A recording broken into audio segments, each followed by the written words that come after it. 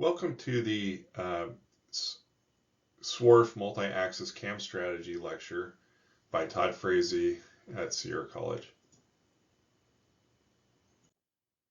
In this lesson, we'll explore the Swarf Multi-Axis CAM strategy in Fusion, a highly efficient technique for machining angled or tapered surfaces with precision.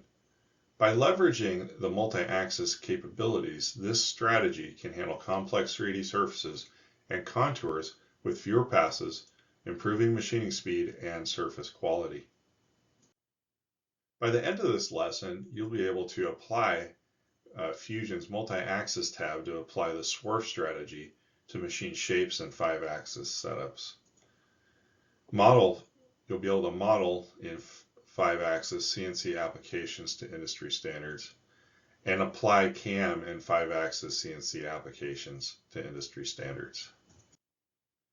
The Swarf strategy allows the side of the cutting tool to follow the surface of a workpiece to cut ruled surfaces. Now this is important. There's some misconceptions that the Swarf command can cut compound surfaces, and it cannot. It's just following a tapered surface that you could strike a ruler across in one axis, and it can follow that and cut with the side of the cutter. Okay, our geometry selection options are faces, so you can pick a face of the model, and again, it has to be a ruled surface or it won't do it properly. And then we have contours, where you can select a contour at the top and the bottom. Typically, the selection method may require you to do these in a certain order and select them from a certain start point of the shape in order for it to calculate the side of the profile or the side of the surface you want to machine. So you may need to play with those parameters, and the blue profile should be the bottom of your cut and the yellow should be the top. In our cutting mode on the passes tabs gives us options from the default, which is just taking a single path like is shown on the screen. It allows you to make changes so you can do multiple cuts where multiple step downs are required to remove material. Multi-tab has different options. The first one is the lean angle, and it specifies the angle at which the tool leans sideways for 90 degrees in reference to the tool's direction. Tilting the tool can remove material with a larger portion of the side of the tool length, and that saves on machining time. We also have the maximum fan distance. It specifies the maximum distance at which a tool axis is allowed to transition before it changes its slope is detected. So a larger fan distance will allow the tool to start tilting before the underlying surface changes to avoid a sudden change in rotation of the tool axis motion, which when you're trying to control the speeds and feeds, that can be helpful. It also gives you some warning that's approaching that coring as it starts to turn and lead into it. We have our segment length. It specifies the maximum distance length between the tool segment. So the smaller that number is, the higher resolution there is, but also more code. And then we have our maximum tool sweep, which specifies the maximum angular sweep for the tool path in degrees. Similar, it's only going to affect where it's starting to rotate. Now let's see a demonstration of applying the Swarf multi-axis CAM strategy in Fusion. We're going to first use one of these stock files. So go back to all projects, show everything, and you should be able to scroll down to libraries, past libraries to samples to go to the CAM samples. And we're going to double click on that, and then we're going to go into tutorials, double click on that, and we're looking for tutorial 3. Okay, and we're going to open that file, and then we are going to close the data panel. Now make sure you're in the manufacturing tab, and there's a setup already set up for you by default. Okay, now we're going to orientate the part. We're going to cut this oval shape in this demonstration. So I'm rotating it in the orientation. Roughly I would see it in my UMC 750. If you're using a different 5-axis, you might need to have your axis gnome orientations differently. Okay, we're going to go into 2D. We're going to do a 2D pocket, and we're going to select from our tool library the tool number 4, our 1/4" end mill. And you notice the tool orientation is not correct for the pocket we're cutting. So we're going to go to the multi-axis tab. We're going to change the tool direction. We're going to select on the bottom of what we're pocketing. And for EMC 750, at least, the x-axis orientation is reversed with Y in this display. So we're going to pick this edge here is our x-axis, and then we want it flipped in the proper direction. It should be to the right. And at least for that machine, that's the orientation. Now, geometry, we're going to select the bottom of our pocket. And then the only other thing I'm going to change is on the linking tab, instead of a ramp, I'm just going to do a plunge. It's aluminum, and also it'll make the simulation faster. Okay, so we're going to hit OK. We got our cut. Now let's do our swarf. So we go to multi-axis tab. We're going to use the swarf command. We're going to use the same tool. We need to go to the multi-axis tab, and we're going to select the tool orientation. We're going to pick the bottom of our pocket.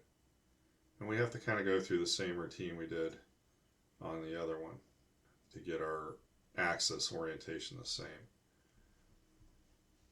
All right, if you wanted to adjust the tool axis, put a lean angle, maximum fan, minimum segment, tool axis segment, all those settings are there. We're going to go to geometry, and the default selects surfaces. So you would just pick this surface, and then you need to pick the correct side of the contour for the arrow, or it'll cut the wrong side. Heights tab, I'm going to leave that alone. Under passes, we have some options there.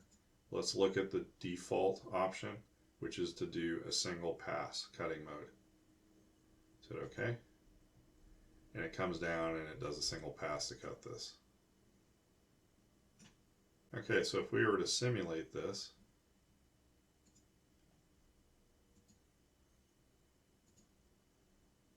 here's what we get. So we got our cutter doing our pocket, and then we're going to come back and do our swarf, all in one engagement. What if you want to do multiple steps? What if you want to leave material for a finish cut?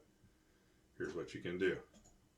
Let's go back to the swarf command and go edit, and we're going to go over to our passes tab, and let's say I want to do this in multiple passes, and we have a whole bunch of different options of what we can select here. So the cutting mode shows how the machine affects the sides. So the single pass is going to go to the bottom and do a cut. We can start at the bottom and work our way up. We have a trim from the bottom and a trim from the top, and we have spiral, morph spiral.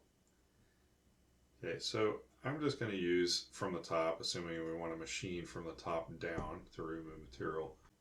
We're going to do multiple passes. We're going to do 2 of them, and I just noticed we're in metric mode. Doesn't really matter for this demonstration, but if we were cutting in our lab, you'd have to switch this file into inches. So it's going to do step overs that are about an 1/8 inch apart. It's going to do 2 steps by default. Let's just take that and see what it does. Okay, so now we've got 2 passes going down in steps. Might be able to get away with 1 on this, but it gives us the option to do a roughing within the command. All right, so let's simulate the difference on this.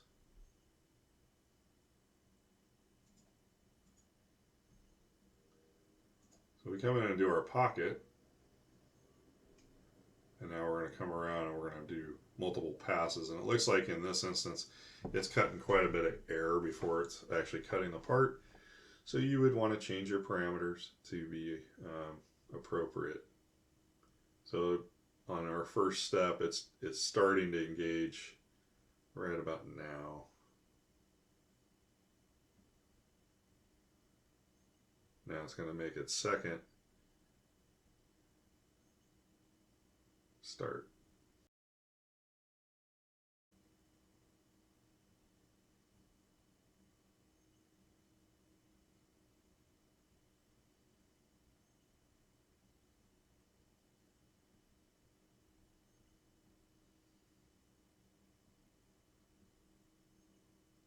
Okay, that ends the demonstration of how to use the Swarf command in Fusion. Okay, I hope that demonstration was fruitful for you. Um, and this is a powerful command for 5-axis. In summary, in this lesson, we explored the Swarf Multi-Axis CAM strategy in Fusion, which is a highly efficient technique for machining angled or tapered surfaces with precision. The Swarf strategy allows the side of the cutting tool to follow the edges of the workpiece, which is particularly useful for machining features like chamfers, beveled edges, and thin-walled geometries. By leveraging multi-axis capabilities, this strategy can handle complex 3D surfaces and contours with fewer passes, improving machining speed and surface quality. In conclusion, by the end of this lesson, you were able to apply the Fusion Multi-Axis tab to apply Swarf strategy to machine shapes in 5-axis setups, model CAM in a 5-axis CNC application to industry standards, and apply CAM in 5-axis to applications to industry standards.